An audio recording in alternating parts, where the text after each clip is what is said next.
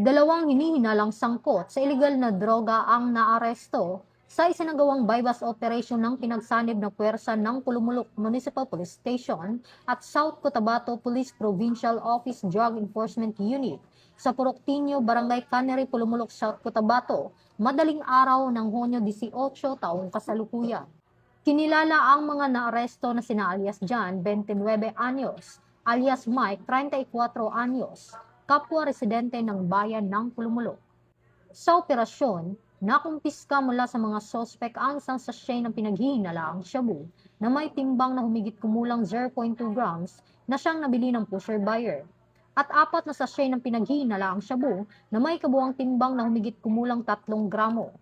Kasalukuyang nasa kustodiya ng Pulumulok Municipal Police Station ang mga naarestong sospek habang inihahanda ang kasong paglabag sa Article 2 Section 5 at 11 ng Republic Act 9165 o ang Comprehensive Dangerous Drugs Act of 2002.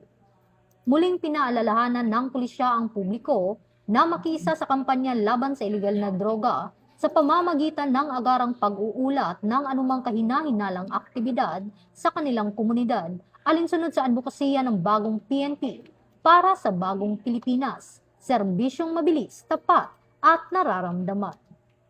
Mula dito sa Campo Crame, ako ang inyong PNN correspondent, Patrolwoman Resalie Umalay, nagbabalita para sa Police News Network, alagad ng batas, tagataguyod ng balitang pulis.